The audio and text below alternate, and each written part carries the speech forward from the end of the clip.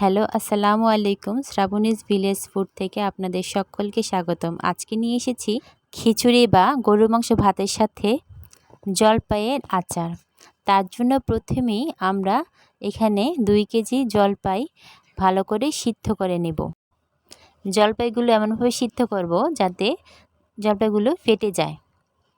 এই অবস্থায় আমরা এগুলিকে নামিয়ে নেব। এই আচারের জন্য একটি প্যানের মধ্যে শুকনা মরিচ ও পাঁচফোড়ন তেলে ব্লেন্ড করে নিব।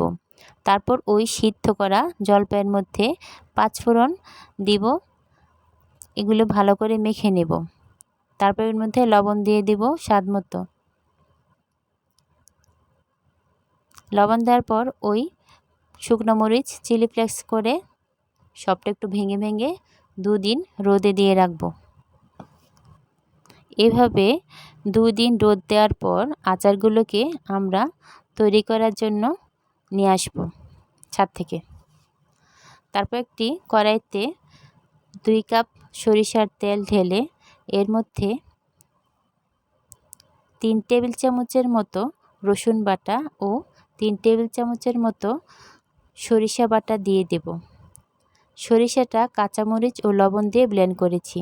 তারপর এখানে স্বাদ মতো লবণ দিয়ে দেব। 1 চা চামচ হলুদের গুঁড়াও দিয়ে দিব। সমস্ত উপকরণটা ভালো করে মিশিয়ে নেড়ে নেব।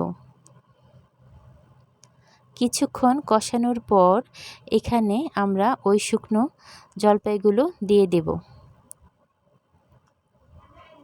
দেওয়ার পর আমরা বেশ কিছুক্ষণ ভালো করে নেড়ে নেব।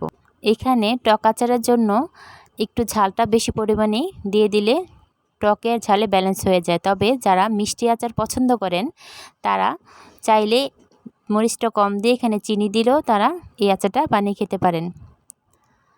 তারপর এখানে সিরকা দিয়ে দিব 3 টেবিল চামচের মতো। এই সিরকাটা দিলে বছরখানেক আচারটা নষ্ট হবে না।